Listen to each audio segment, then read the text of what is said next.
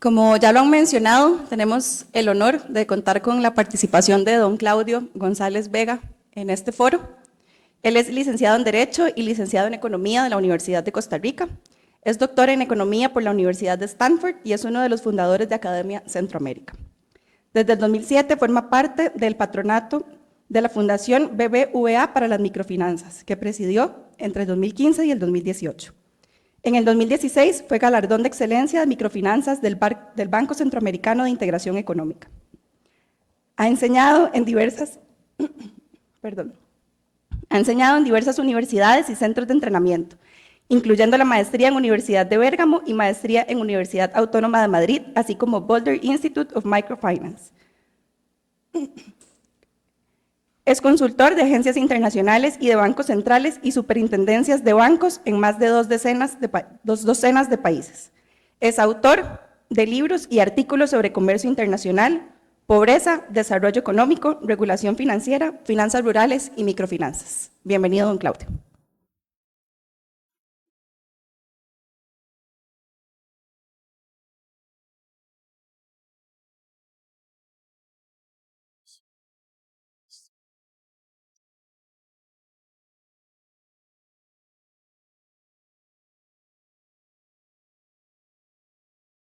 Muchas gracias. Muchas gracias a Danilo Montero y a la Oficina del Consumidor Financiero por la invitación que tanto he agradecido. Muchas gracias a la CAF, Carolina, por sus palabras y por una conexión de muchísimos años. En la década de los 90, como mencionaba Rodolfo, Fernando Prado, Tomás Miller y yo escribimos 2 versiones de un libro sobre microfinanzas que fueron publicados por la CAF y que por años y años se convirtieron en el libro de texto para enseñar microfinanzas en universidades latinoamericanas.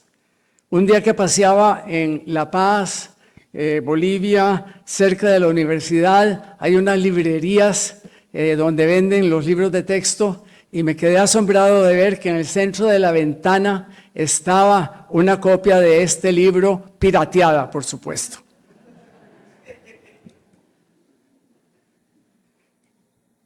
Muchísimas gracias, María Marta, Daniela, Montserrat, por el interés. Ay, esto no se abrió.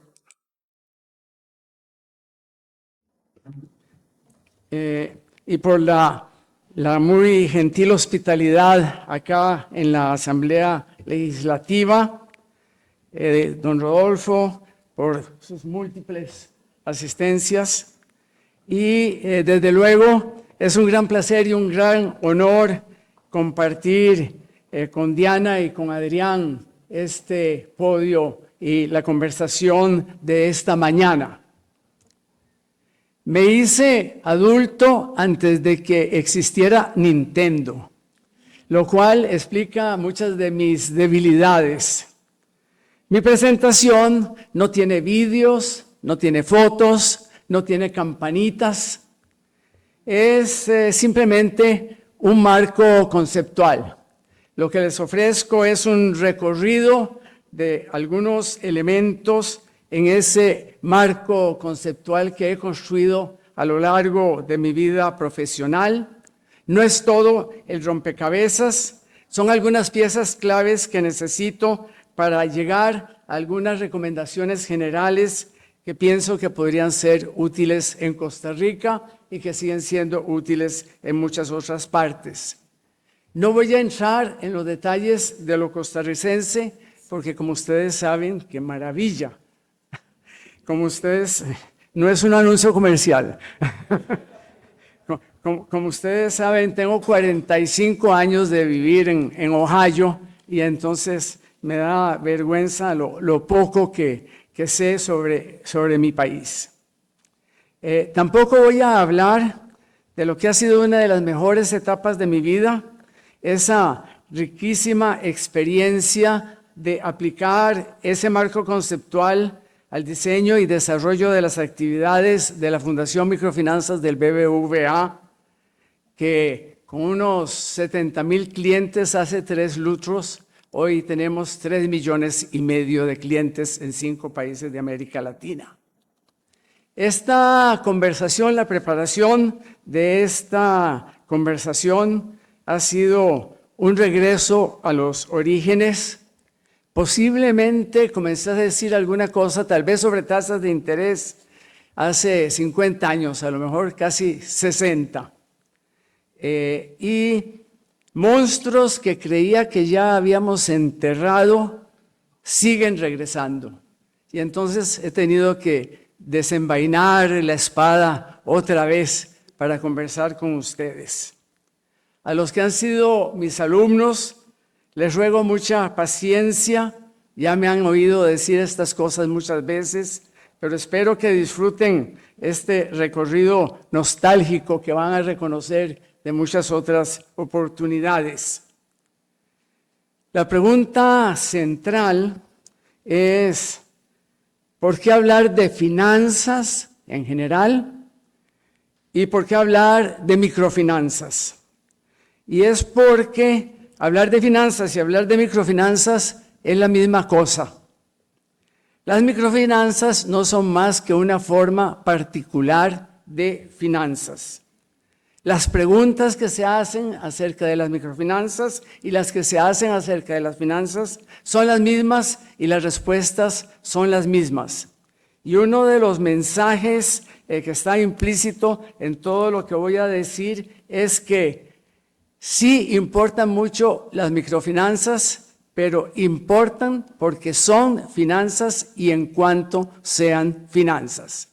Pero ahí vamos a llegar eventualmente. A ver.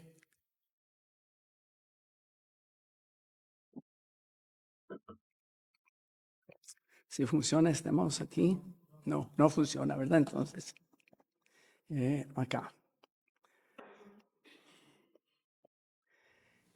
Cuando se habla de finanzas, surge rápidamente la sensación de que las finanzas podrían ser un instrumento poderoso, flexible de política. Inmediatamente a alguien se le ocurre en muy distintos foros: podríamos usar el crédito para apoyar esto, para promover lo otro, para resolver muchos problemas. Hay mucho entusiasmo, mucha intención de que el crédito, que es realmente de lo que usualmente se habla, porque ni siquiera se habla de las finanzas en su conjunto, es una herramienta poderosa, un instrumento que puede resolver muchos problemas. Y en esta discusión hay 2 extremos. A un extremo se encuentran los políticos populistas que piensan que con finanzas se puede resolver todo, que las finanzas son una panacea. Piensan que se pueden usar las finanzas para reducir la pobreza, para empoderar a las mujeres, para combatir el cambio climático. Y la pregunta siempre es: ¿servirán para esas cosas? Y si fuera un poco sarcástico, podría decir: ¿servirán para combatir una epidemia de dengue? ¿O servirán para preservar la democracia? ¿O servirán para combatir el cáncer?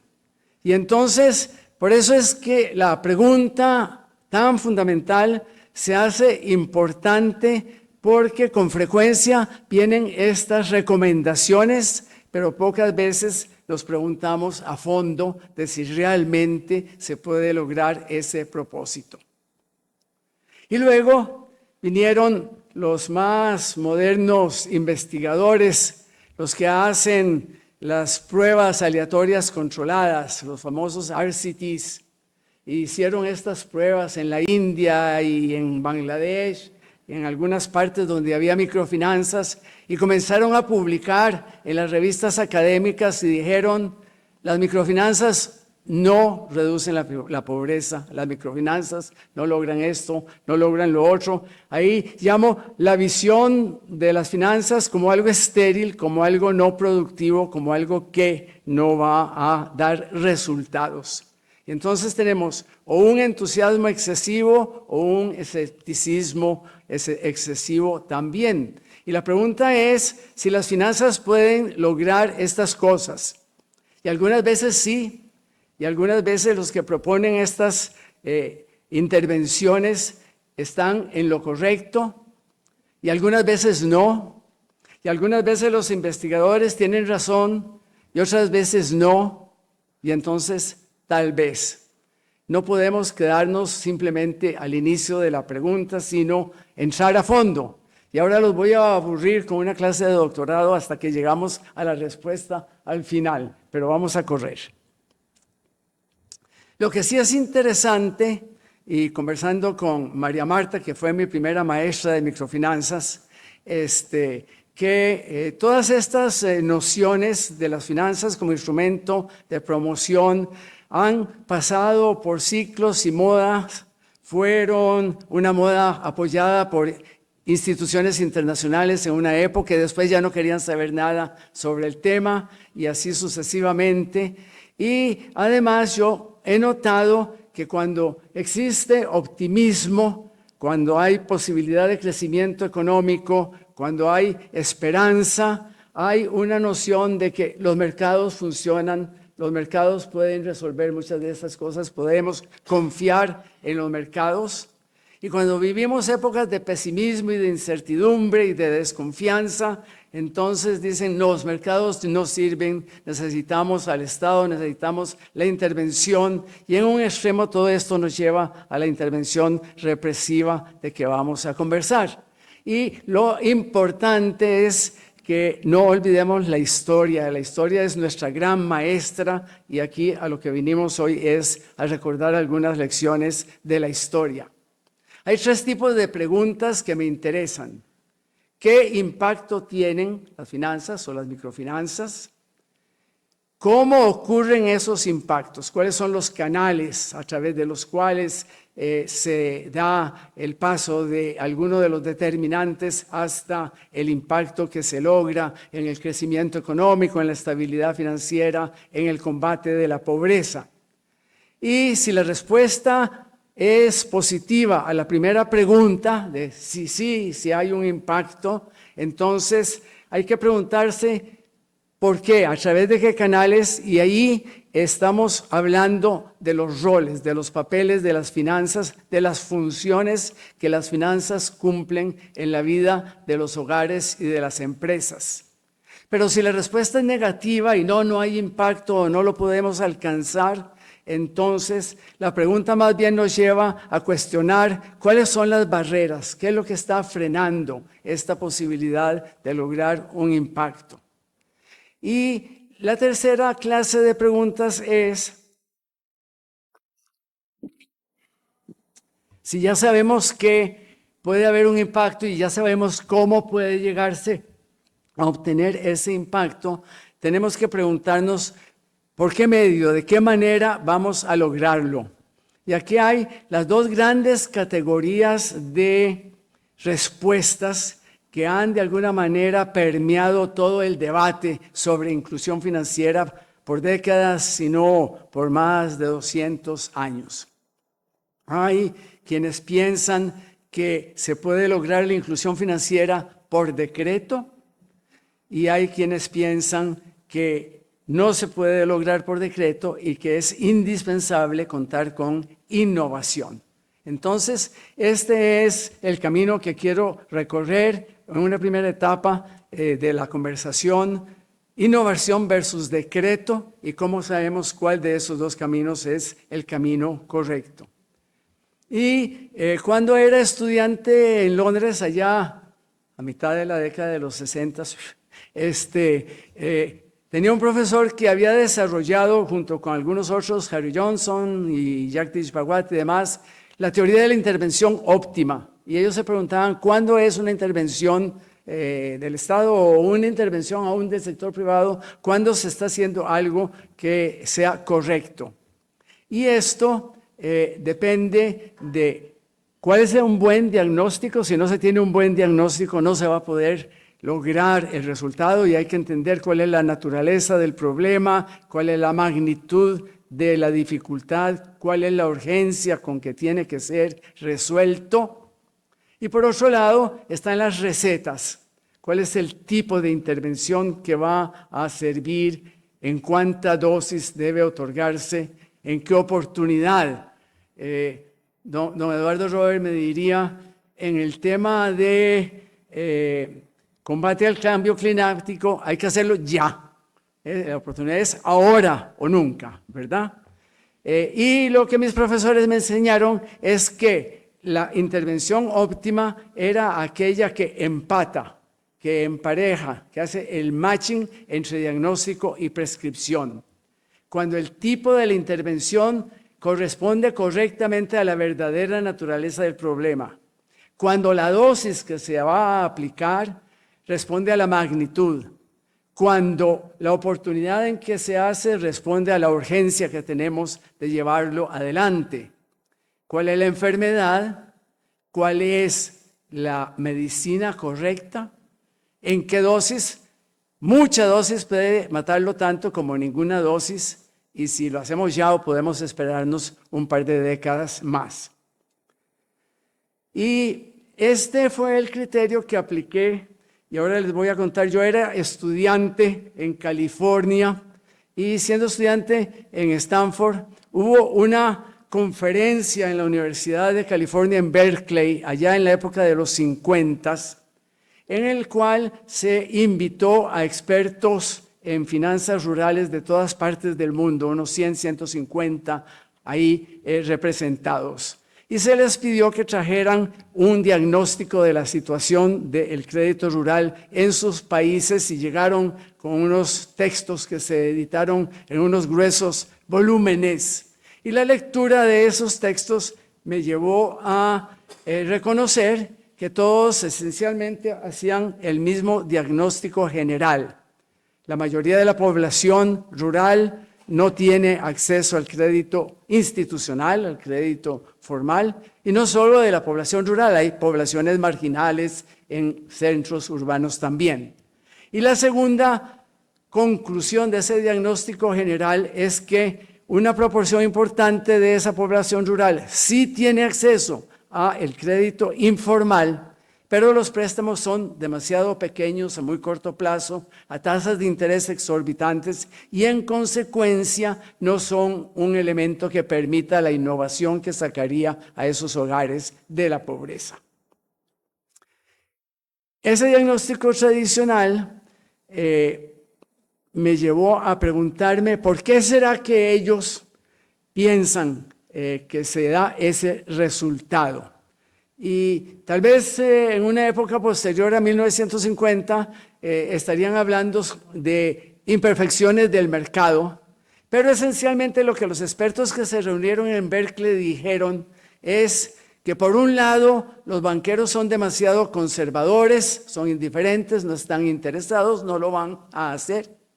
Y por otro lado, los prestamistas informales son unos explotadores, son usureros, agiotistas que gozan de excesivo poder del mercado, y es entonces a estos dos grupos, a la actitud de estos grupos participantes en el mercado, que se deben los resultados que mencionaban.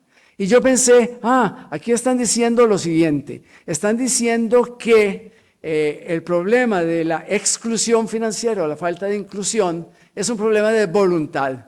Los banqueros no tienen la voluntad de hacerlo, los prestamistas tienen una voluntad malvada, lo hacen pero para explotar. Y cuando se definió el tema como un tema de voluntad, entonces posiblemente se preguntaron, ¿quién tendrá la buena voluntad? Y alguien por allá, o más de uno por allá, dijo, el Estado. El Estado sí va a tener la buena voluntad de hacerlo. Y de ahí salieron todos esos programas que se crearon en las décadas de los 50, 60 en los países en desarrollo alrededor del mundo, diferentes tipos de bancos estatales de desarrollo. Los llamo tradicionales porque, como van a ver ustedes en un momento, la banca privada tradicional no llegó a los sectores marginados que nos interesan, pero la banca estatal tradicional tampoco llegó a los sectores que nos interesan. Era una manera de hacer banca que no tenía esa posibilidad. Y esa banca estatal en el primer piso ejerció una competencia muy grave, muy seria para las otras entidades que querían tal vez haber participado. Y vinieron los programas de crédito dirigido, supervisado, subsidiado, pero no funcionó. Y no funcionó porque cuando ellos vinieron en 1976, otra vez a un evento en que vinieron expertos de todo el mundo, dijeron que 20 años después de la reunión de Berkeley, solo el 5% de la población rural de África había tenido acceso a un préstamo formal alguna vez en su vida, 5%, y 15% en América Latina y en Asia. Lo cual entonces 2 décadas después y millones de dólares después no era un resultado muy halagüeño. Costa Rica, por cierto, era uno de los países donde había un poco más de acceso y gracias a lo que fue una innovación increíble de las juntas rurales de crédito en el Banco Nacional que hace 1914, en Costa Rica ya se le llegaba a un 40% de la población rural en esa época. Pero la solución no parecía haber sido muy conveniente. Y esa solución tradicional, en respuesta al diagnóstico tradicional, da origen entonces a esas intervenciones que llamo represivas y que resultaron, por un lado, en una cierta infertilidad. No se logra mucho de lo que se estaba tratando de hacer y lo que se logra a un costo excesivo. La infertilidad se demuestra en esas cifras, 5 o 15% de la población. No se logró mucho en la amplitud del alcance, pero el costo fiscal fue enorme. Recuerdo que trabajando una década en Honduras y uno del banco que en alguna época se llamó Banadesa, hubo que recapitalizarlo 3 veces en esa década y cambiarle el nombre en cada recapitalización para que no se diera cuenta la gente. Bueno. Y las morosidades exorbitantes, destrucción de cultura de pago, captura de rentas, y esencialmente eso fue lo que hacían esas entidades en muchos de nuestros países. En Bolivia había 3 bancos de desarrollo de este tipo que a mediados de la década de los 80 habían llegado a 40,000 clientes y que habían hecho unos préstamos en bolivianos en un momento que representaban unos $200,000 para que alguien se construyera una casa, y luego vino la hiperinflación y ese préstamo todavía denominado en bolivianos ya equivalía a $5,000. Y entonces hay barrios preciosos en La Paz construidos en esa época. Bueno, y entonces, ¿qué pasó? ¿Por qué no funcionó el sistema?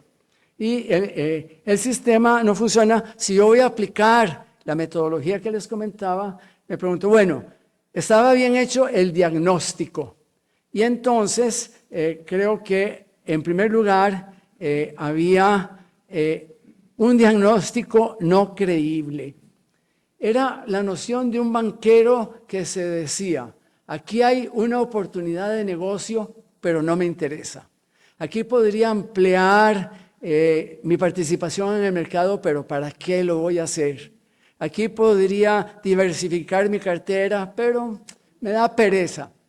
Y yo pensaba en los banqueros que he conocido y no me imaginaba que ninguno de ellos podría ser así, si no, no estarían a donde estaban. Entonces los arrinconaba y les decía, a ver, ¿qué pasa? ¿Por qué no lo hacen? Y ellos respondían, es que es muy riesgoso. ¿Okay? Razonable. ¿Y por qué es muy riesgoso? Porque no los conozco. Entonces yo veo por allá, detrás de una neblina, unos señores campesinos que no puedo decir mucho sobre ellos. Y entonces yo decía, bueno, acérquense, vayan a donde ellos están, conózcanlos. Y me decían, es que con un techo de las tasas de interés de 12%, que era la regla en esa época, no puedo llegar ni a Santo Domingo, ¿verdad? Y entonces no lo hacían. No lo sabemos, es muy riesgoso, es muy costoso. Y los préstamos que iríamos a dar son tan pequeñitos que con los intereses que me gano sobre ese tamaño de préstamo no cubro ni la gasolina del viaje. Y hay toda otra historia y una literatura importante sobre las razones para las altas tasas de interés en los mercados informales, pero eso lo vamos a dejar de lado para ir avanzando. Y entonces me percaté de que no es un problema de voluntad, es un problema de dificultad. Los banqueros tenían dificultades que enfrentar, riesgos, costos, falta de información, no sabían cómo hacerlo. Y las tasas de interés de los prestamistas informales se pueden explicar por características de su limitación de riqueza, alto costo de oportunidad, covarianza local, etc. Y entonces es un problema de dificultad. Y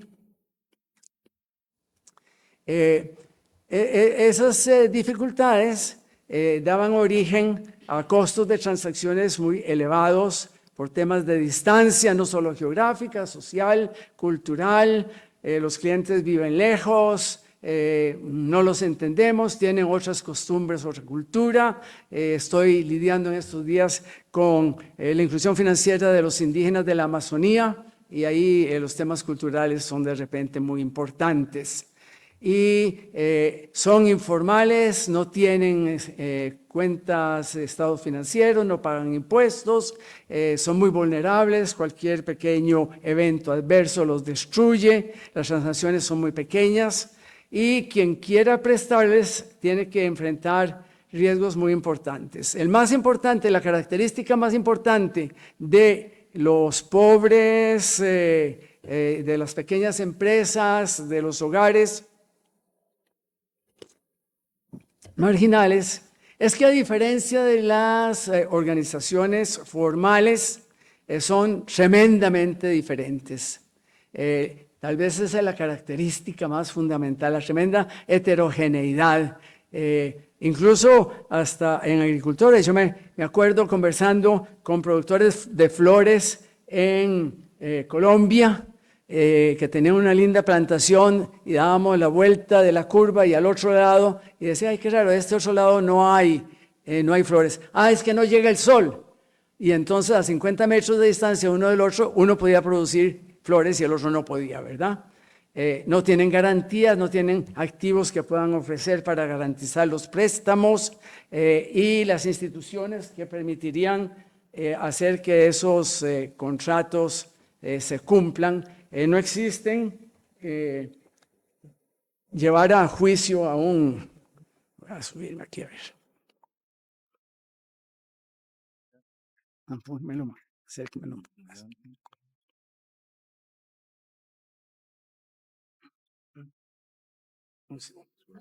Ya. Ay, disculpen, es que me duelen mucho los pies. Esto aquí así. Entonces, ese es el dilema que tenemos.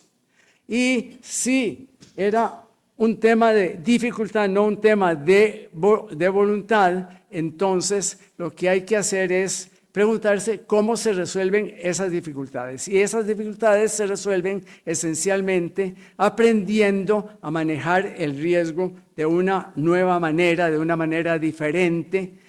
A esas maneras de hacer las cosas, esas funciones de producción, los economistas las llamamos tecnologías, ¿verdad? Entonces se necesitan nuevas tecnologías financieras, nuevas formas de hacerlo para superar las dificultades. Pero encontrar nuevas formas de hacer las cosas es una innovación. Y entonces aquí la respuesta estaba en un primer momento, una conclusión preliminar. La inclusión financiera no se puede lograr por decreto si vemos... Montserrat, ¿cómo está? Tenemos que no se pueden lograr por decreto porque la experiencia histórica nos demostró tantas veces que así no se lograba y que necesitamos innovación. Y las microfinanzas han sido un conjunto de innovaciones que permiten llevar los servicios financieros a las clientelas marginales. Hay muchas definiciones de microfinanzas, hay tantas como periodistas existen tal vez. Hay unas que se enfocan en el tamaño de la transacción y dicen microfinanzas son préstamos pequeñitos, pero hay préstamos muy pequeñitos que no son microfinanzas. El señor de la pulpería que me deja llevarme la tapa de dulce a crédito no es microfinanzas, ¿verdad? Pero es un préstamo pequeñito. Y hay clientes pobres y muchos pobres que tienen acceso a otra cantidad, otro número de entidades de transacciones financieras que tampoco son microfinanzas. En mi opinión, lo que define particularmente a las microfinanzas es cómo se hacen, es decir, la tecnología. Y esta es, entonces simplemente repite eso. Innovaciones que facilitan la inclusión, no son la única manera de hacer inclusión, pero son una muy importante. Y acá mi definición de microfinanzas.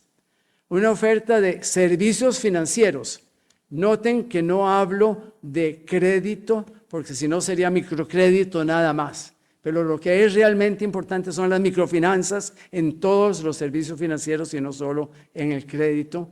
Cuando ciertas características del cliente, pobre, informal, alejado, ciertas características de la transacción pequeña, no bien garantizada, etcétera, de la actividad financiera vulnerable, hacen que una tecnología bancaria tradicional no permita hacerlo de manera rentable o que en general no se pueda hacer de una manera sostenible. Pero resulta que podría hacerse de otras maneras diferentes a la tecnología bancaria tradicional y un conjunto de estas otras tecnologías, porque hay varios tipos de tecnologías de microfinanzas, son las microfinanzas. Y ahora conversamos qué tipo de cosas es que hacen estas otras tecnologías que no hace la tecnología bancaria. Entonces, tenemos las barreras: distancia, información, incentivos, contratos, covarianza. Y vamos a ver cómo resuelve cada uno de estos tipos de entidades financieras las barreras. La banca tradicional, para resolver el problema de distancia, abre una sucursal, una agencia, y le dice al cliente, venga. Lo que las microfinanzas introdujeron, que es una de las innovaciones más extraordinarias en la historia de las finanzas, es nosotros vamos a su casa, nosotros vamos a su negocio, nosotros vamos a su predio.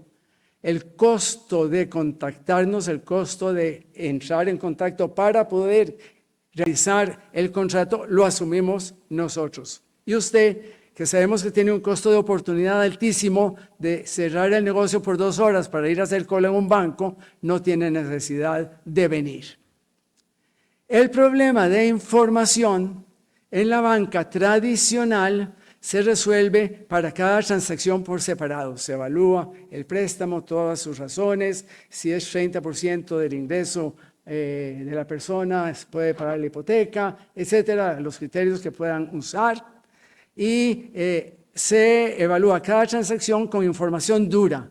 ¿A dónde están sus pagos de impuestos, sus estados financieros auditados, su estudio de factibilidad, etcétera, etcétera? En microfinanzas no se trata de una transacción, se trata de toda una vida de transacciones y no se trata de una empresa particular o una persona particular, sino de una unidad integrada, desintegrable del hogar-empresa, que es empresa y hogar al mismo tiempo, que recoge lo que se ganó de su empresita, se lo mete en la bolsa y cuando va camino a la casa, ese mismo dinero se lo saca para comprar la medicina del abuelo, etcétera, etcétera. Entonces, las decisiones de uso de factores de la producción, qué producir, cómo producir, etcétera, etcétera, se hacen desde la perspectiva del hogar que tiene una empresa y no es una empresa formal.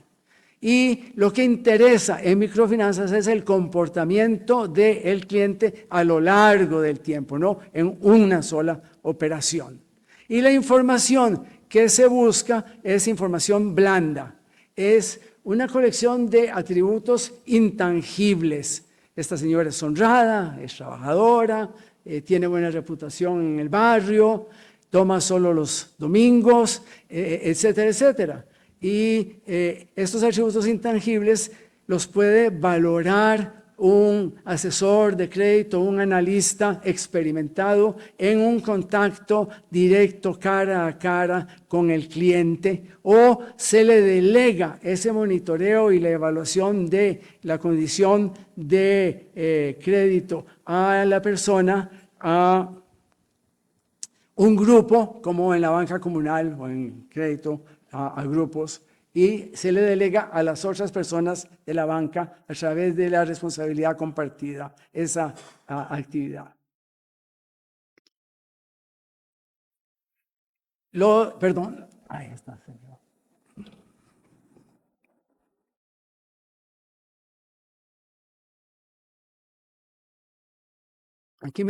Aquí me siento que estoy en la proa de un barco, así es que no se preocupe.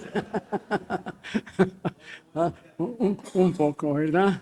El crédito de consumo mediante credit scoring es una forma también de información dura, no es una forma de, ¿verdad? Yo recibo en la casa una invitación de una tarjeta de crédito, lleno el formulario.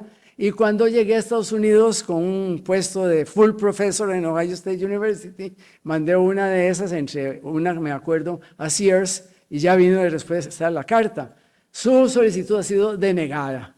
Y después de 3 o 4 intentos, me puse a averiguar y no querían decir, pero al final me dijeron, es que usted no tiene historia de crédito. Eso es. Bueno. Y los incentivos, ¿por qué es que la gente va a pagar? La relación es impersonal y los incentivos a que paguen es una amenaza de que le quiten algo, activos tangibles. Le quiten la casa o la finca con una hipoteca, el tractor o la vaca con una prenda, o lo amenazan de llevarlo a quiebra y le quitan el control de la empresa. Mientras que en microfinanzas las relaciones están personalizadas y el principal incentivo de pago es algo intangible.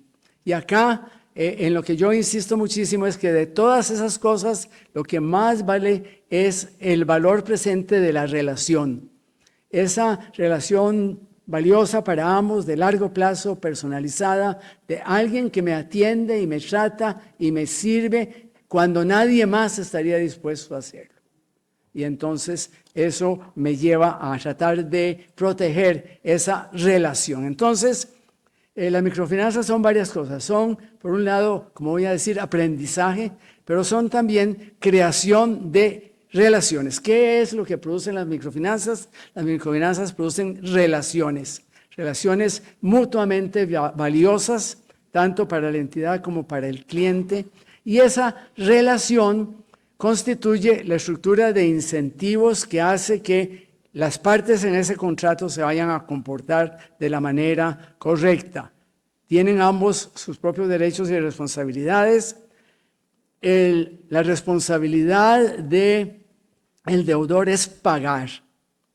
El derecho del deudor es que si paga, cuando regresa lo vuelvan a atender y le ofrezcan incluso mejores condiciones conforme se va avanzando en el tiempo.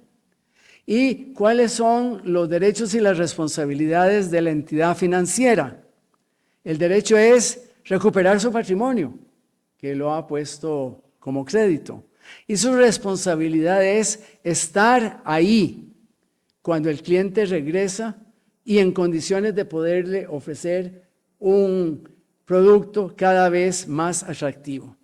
Entonces, entre muchas razones por las que la sostenibilidad importa mucho, y la noción de sostenibilidad importa, es que una entidad financiera que no es sostenible no va a estar ahí.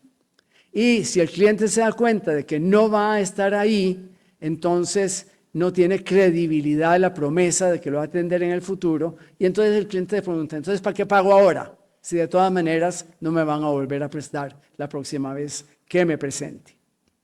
Entonces, la relación es más valiosa porque le permite al cliente aprovechar oportunidades, le permite proteger el consumo. La percepción de sostenibilidad es el elemento central de si la relación es valiosa o no. Y el valor, desde luego, la calidad, costo de los servicios que se le están prestando. Pero para la institución también es útil contar con clientes conocidos, clientes antiguos, cuyo comportamiento, cuyas posibilidades, cuyas expectativas ya conocemos, y eso reduce costos y reduce riesgos. Bien, entonces, siguiente paso, segundo paso en ese argumento que estoy tratando de construir. Si la inclusión financiera requiere de la innovación, si la innovación es una condición necesaria para la inclusión financiera, será suficiente dejarlo en manos del mercado. ¿O no? Tal vez. Y si la inclusión financiera no se puede lograr por decreto, por más de que la reina Sofía diga en Valladolid, hágase crédito para todos los migrantes en España, y nada pasó. Qué pena con la reina. Bueno, si no se puede lograr por decreto, entonces ¿qué? ¿El Estado ya no tiene ningún papel? ¿O a dónde es que vamos a encontrar un papel para el Estado en este planteamiento? Acá voy a brincarme unas cuantas décadas y voy a ir muy rápidamente a lo que los economistas académicos consideran que son las dos imperfecciones del mercado más importantes, los fallos del mercado, de los mercados financieros, y entre ellos las microfinanzas, porque las microfinanzas no son más que una forma de finanzas. Y esto requeriría un análisis más detallado, pero todo comienza con que la información es incompleta, hay que tomar la decisión de prestar o no prestar, y la información es asimétrica.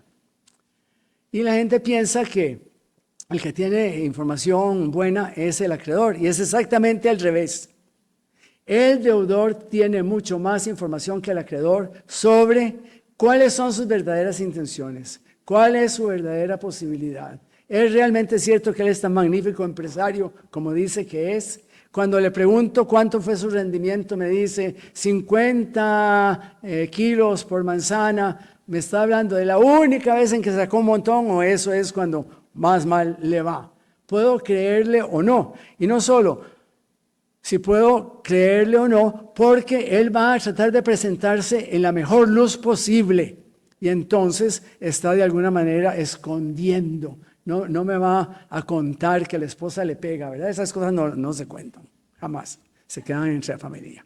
Y eso hace que a la hora de preguntarse cuál es el tipo de riesgo de este deudor potencial, de este solicitante, es muy riesgoso, medianamente, poco riesgoso, en qué circunstancias, por razones puramente idiosincrásicas o sistémicas, etcétera, etcétera. Porque el manejo del riesgo consiste en irlos separando, ir segmentando la clientela en tipos de riesgo. Este es el grupo de los más riesgosos, este es el grupo de los medianamente riesgosos, este es el grupo de los poco riesgosos. Pero ¿cómo no puedo usar la información? No puedo usar lo que ellos me dicen porque la información es asimétrica.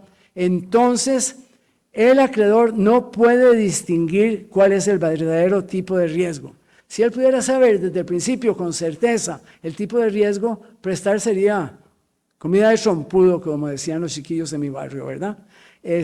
Pero no pueden distinguir. ¿Y cómo no pueden distinguir? Entonces tienen un contrato único o unas 3, 4 clases de contrato para diferentes categorías, pero no son contratos uno por uno, persona por persona, a pesar de que cada persona es exactamente, o al contrario, exactamente, es totalmente diferente de las demás. Eso se llama, lo llaman los economistas académicos, un pooling equilibrium. Es un equilibrio en el que todas las partes se apuñan en grupos grandes. A diferencia de un differentiator en equilibrio, que es el que separa a cada uno y lo ve como un agente individual. Que por cierto es algo importantísimo. Todas las superintendencias de bancos modernas están trabajando con grandísimos grados de granularidad de la información. Y entonces quieren saber no solo cómo está toda la cartera, sino el señor Juan y la señora María, etcétera, y que vive en Santa Bárbara de Heredia o en Guapiles y que ahí llueve y no llueve, etcétera. Y entonces por eso ustedes ven que andan los bancos centrales y las superintendencias alrededor del mundo, tratando de juntar esas enormes bases de datos que antes no se podían manejar, pero ahora con el Big Data todo eso es tremendamente fácil.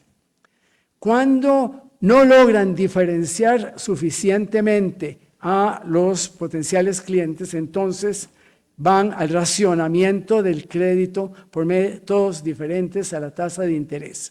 Y este gráfico, que me llevaría un buen rato explicar, tiene una línea roja que dice ahí, en el eje vertical tenemos ganancias y en el eje horizontal tasa de interés. Conforme aumenta la tasa de interés, debieran aumentar las ganancias. Y si no existiera riesgo, eso sería cierto, pero por razones de selección adversa y de riesgo moral, conforme aumenta la tasa de interés, el riesgo se va haciendo mayor porque se van quedando en la clientela solo los más riesgosos. Eso lo saben los prestamistas muy bien.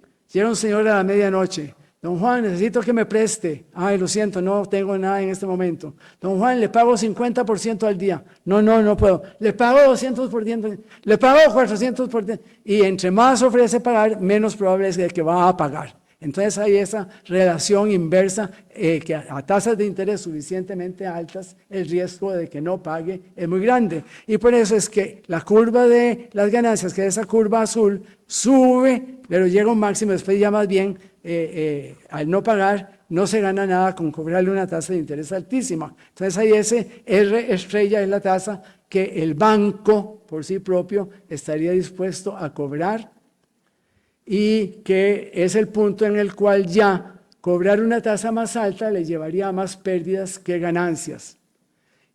Pero a esa tasa de interés que el banco quiere cobrar, tal vez hay un exceso de demanda de crédito. Y entonces lo que hace el banco es, no le presta todo lo que quiere, hace alguna forma de racionamiento de crédito. Entonces, la conclusión de Stiglitz-Weiss es de que en el mundo de las finanzas existe el racionamiento y es consecuencia de esta presencia de selección adversa y de riesgo moral. Y lo que tienen que hacer entonces, dice, aquí tengo yo todos los productores de piña, aquí tengo todos los forestales o lo que sea. Y como no los puedo distinguir, ¿cuánto les cobro? Y entonces calculo una tasa de interés en función del riesgo promedio. Pero eso es muy ineficiente porque a los buenos solicitantes cobrarle esa tasa promedio les va a requerir que paguen más de lo que ellos habrían tenido que pagar si son tan buenos clientes, y van a recibir montos más pequeños, van a verse más racionados de lo que sería eficiente para ellos y para la sociedad. Y los malos riesgos van a pagar menos de todo lo que tendrían que pagar porque la tasa promedio está por encima de la de el menor riesgo, y van a recibir montos más altos de los que realmente se merecen. Y con el riesgo moral ocurre exactamente lo mismo, se da esa situación, porque una vez que el cliente tiene el préstamo, se obliga a pagar una tasa de interés X, me prestaron 100 y tengo que pagar 120 dentro de un año, y tengo que pagar 120 dentro de un año, me vaya muy bien y yo gane 400 o gane solo 180 o etcétera, y si no gano suficiente no pago. Y entonces el banco no participa en los beneficios de esa actividad que está financiando, y eso lleva también al racionamiento.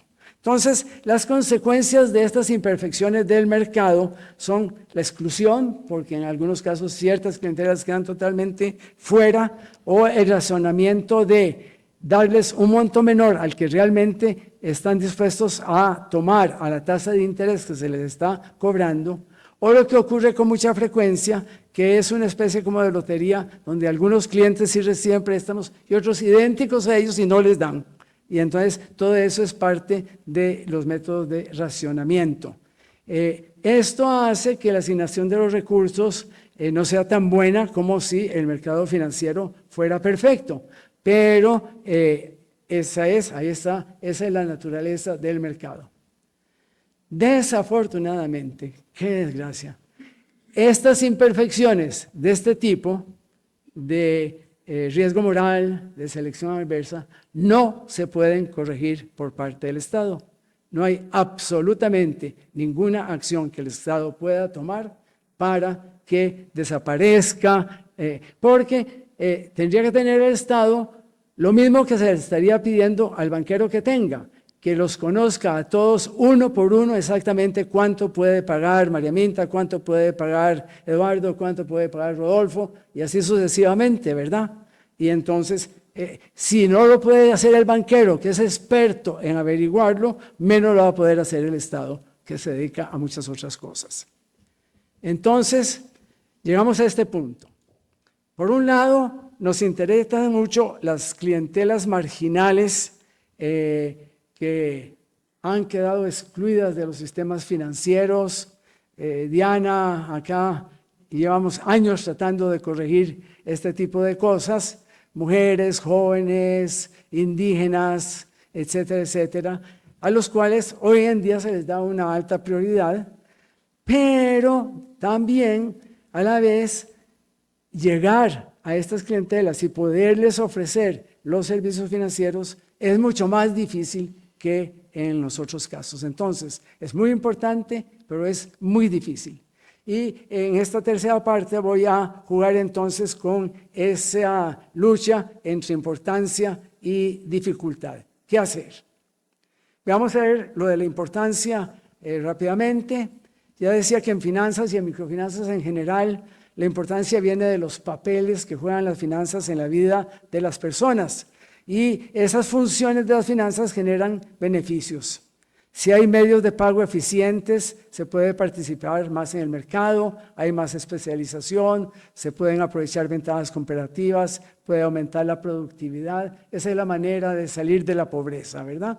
Si los hogares son tan pobres que no pueden sobrevivir sin transferencias, los medios de pago también, las transferencias del gobierno, las remesas van a ser una parte importante del mantenimiento de su consumo.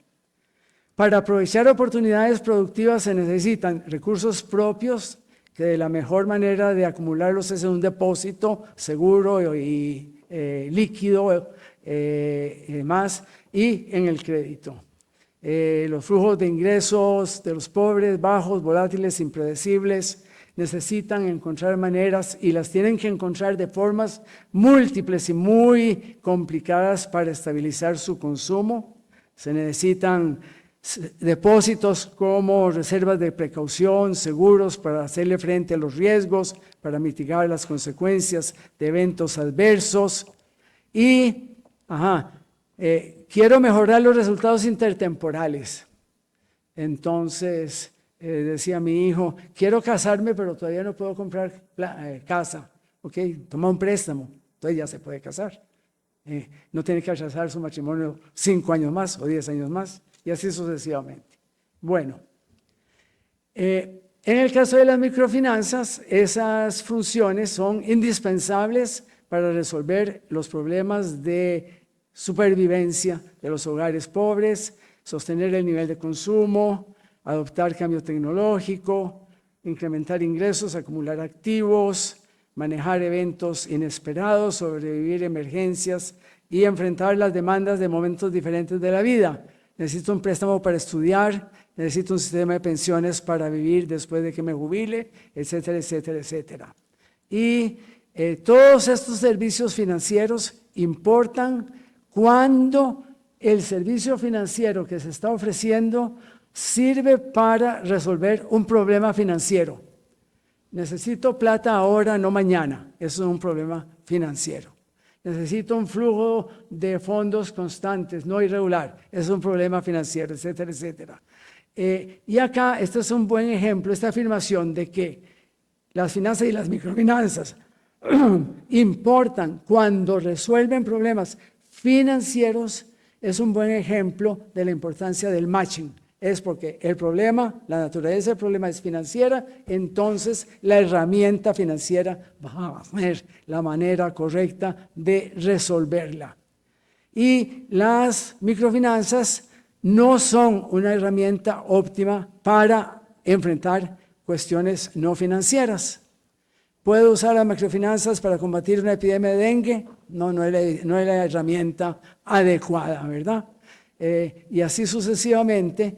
Y cuando se adoptan, esa adopción subóptima de las finanzas nos lleva a resultados, en el mejor de los casos, insuficientes, posiblemente tal vez ningún resultado, como encontraron los investigadores de los RCTs, o tal vez incluso consecuencias perjudiciales no deseadas, el sobreendeudamiento de los clientes y que no pueden pagar.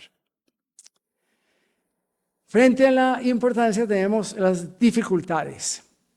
Las microfinanzas son difíciles por las barreras que tienen que superar, que ya hemos enumerado, y esas barreras se superan mediante la aplicación de tecnologías. Las tecnologías son maneras de enfrentar las barreras. Y de la aplicación de esas tecnologías surgen los costos de las finanzas. Entonces, la importancia nos lleva a beneficios y las dificultades nos lleva a costos. De manera que toda discusión sobre finanzas tiene que ser siempre una discusión sobre costos y beneficios.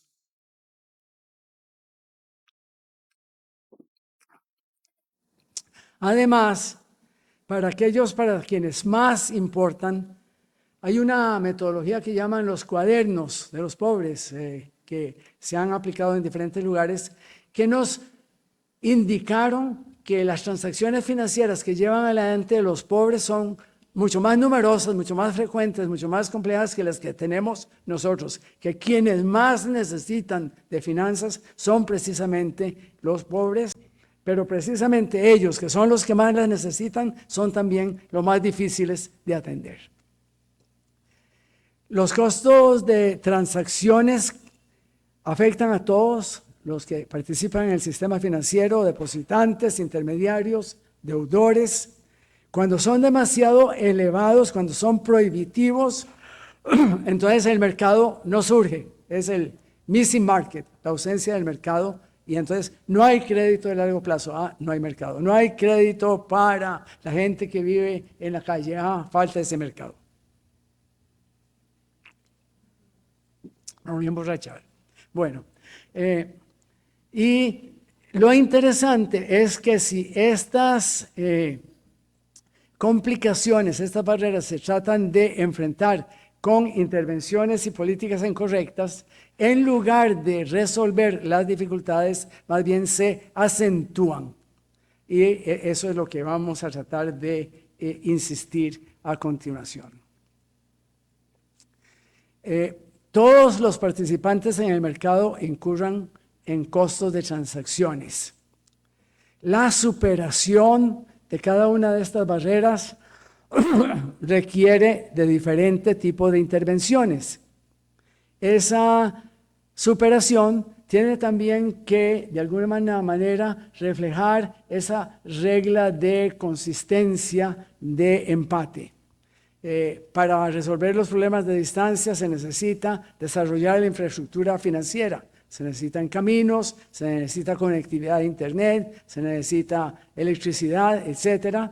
Y para resolver las distancias sociales y culturales se necesita desarrollar la sensibilidad, formar a las personas, tratar de identificar y de corregir sesgos inconscientes, etcétera, etcétera. Los problemas de información imperfecta y de incentivos incompatibles, eso es lo que la tecnología financiera hace. Aprender sobre los clientes y darles un contrato que crea incentivos para que cumplen. La relación de largo plazo es el mejor de esos contratos. Se necesita abogados, jueces, etcétera, y vamos a avanzar. Importan los costos de transacciones muy rápidamente. Marco Antonio González, uno de mis estudiantes en Ohio, a finales de los 80 hizo una encuesta de clientes rurales del Banco Nacional de Costa Rica y calculó costos de transacción, cuántas veces tenía que ir al banco, cuánto costaba el bus, qué documento le pidieron, cuánto costó la certificación de registro, etcétera, etcétera, etcétera. Las tasas de interés promedio de esa cartera rural del Banco Nacional era 14%. Los costos de transacción en promedio que se habían sumado era 12%.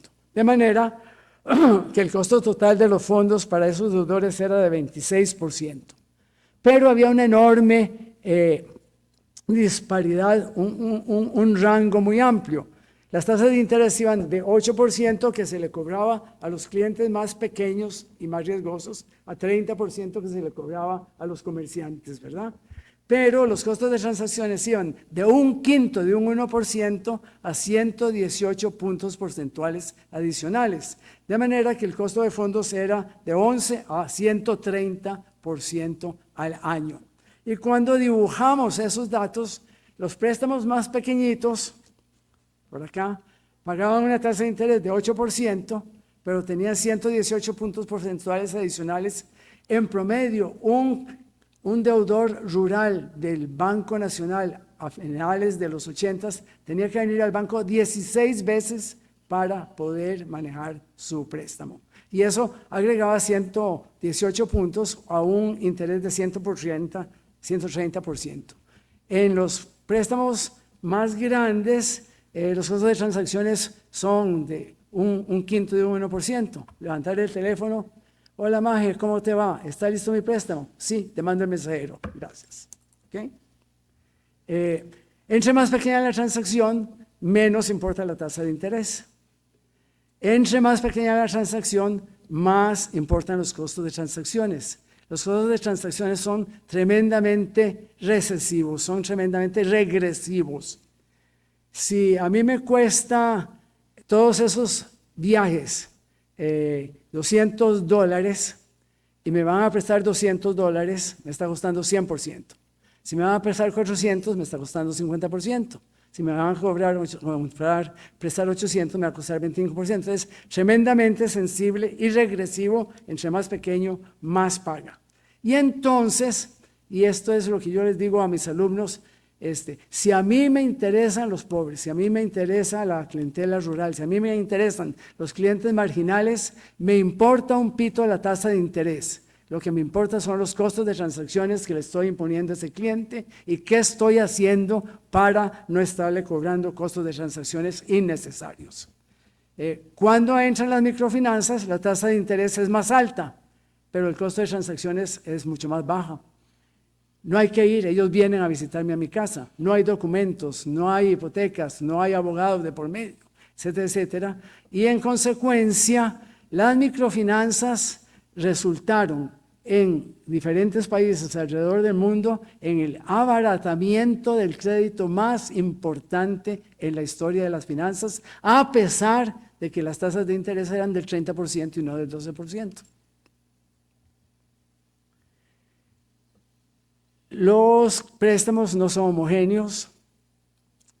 Hay muy diferentes tipos de productos financieros. Cada uno es un producto diferente. Son peras y manzanas. Y todos son frutas, pero uno no esperaría que una manzana tenga el mismo precio que una pera.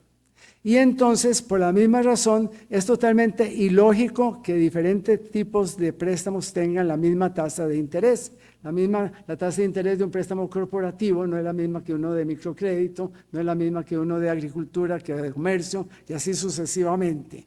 Y tratar de que todos se enfrenten a una misma tasa lleva al razonamiento del crédito y a la exclusión. En Ecuador pusieron un techo a la tasa de interés. Y había clientes y dijeron, es 100,000 pesos o lo que sea, $10,000.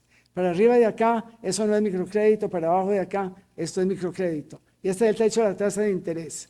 Y entonces, ¿qué pasó? Entre todos los préstamos pequeños, los pequeñitos desaparecieron. Y al final se dio lo que nosotros llamamos el efecto murciélago. Los clientes de microfinanzas que quedaron estaban pegados al techo. y todos los otros habían desaparecido. Y los clientes que no eran de microfinanzas les bajaron un poquito el monto para bajarlos a ese techo, que era un techo un poco más holgado que el de comercial o el de consumo, etcétera, etcétera. Entonces, los techos a las tasas de interés son la causa alrededor del mundo más básica y frecuente del racionamiento y la exclusión. Nos está ocurriendo en Colombia y después tal vez les puedo contar en Banca Mía, nos están destruyendo, pero bueno. Entonces, en resumen, la liberalización financiera es condición necesaria. La liberalización financiera es necesaria, pero no es suficiente. Además de buenas políticas, necesitamos innovaciones, no solo en hacer microfinanzas, sino innovaciones en supervisar y regular microfinanzas. Porque así como hay una tecnología de hacer crédito, hay tecnologías para hacer supervisión y regulación prudencial.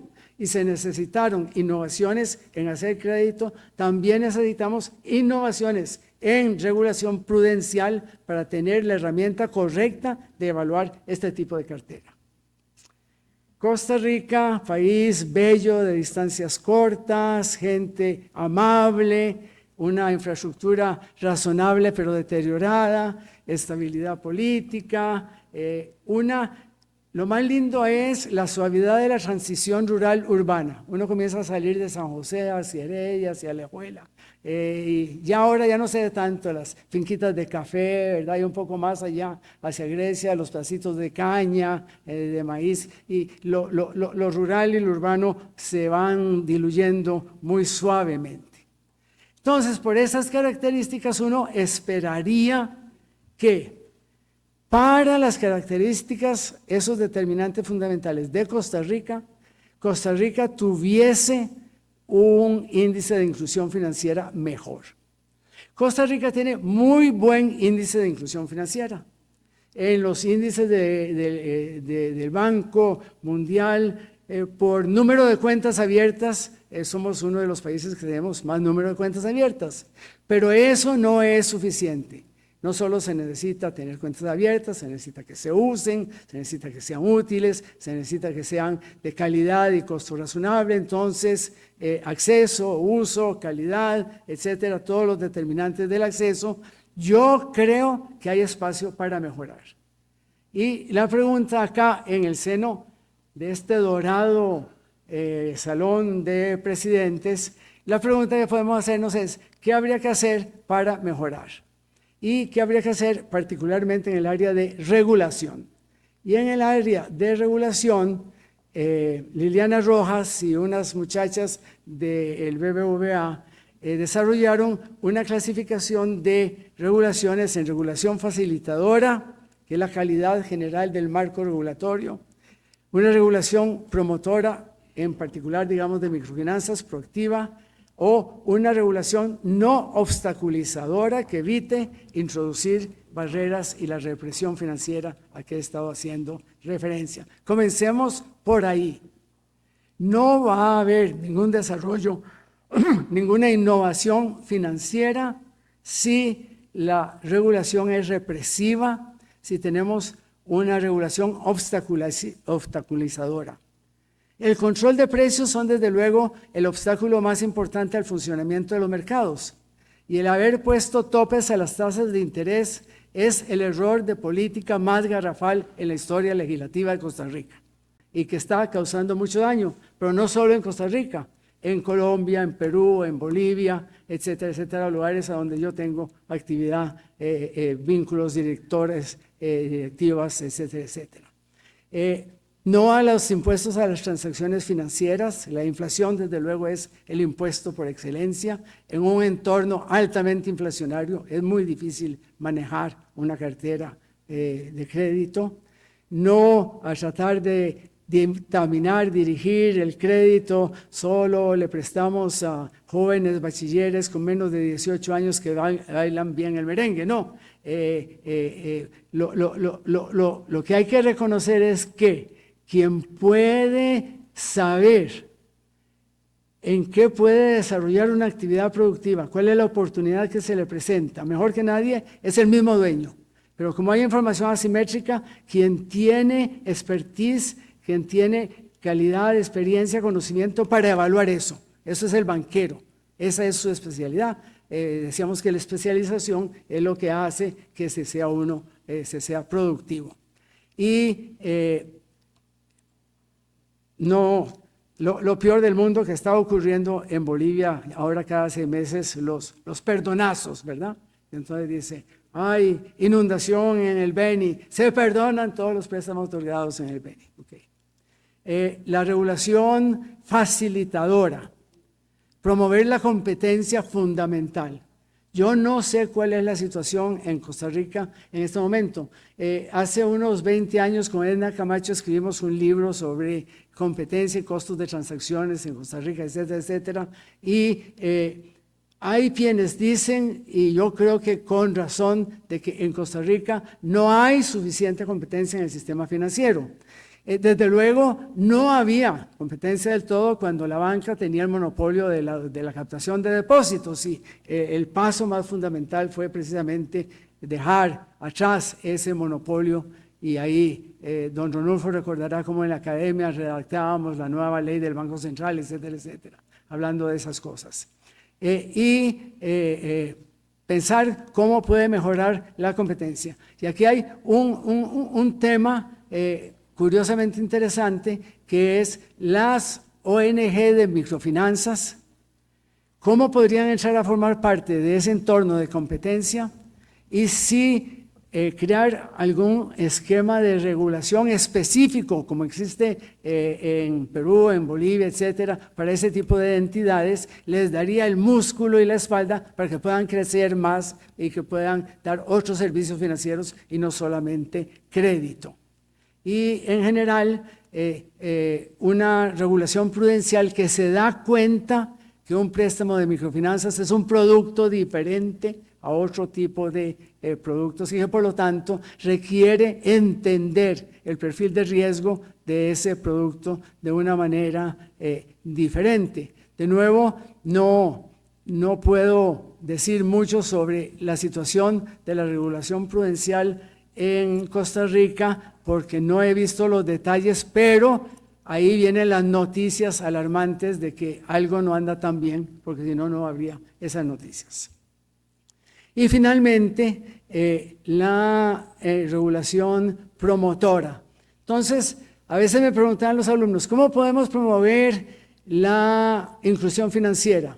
Yo les decía, construyendo carreteras, mejorando el acceso a G5 o a G4, etcétera, etcétera, ¿verdad?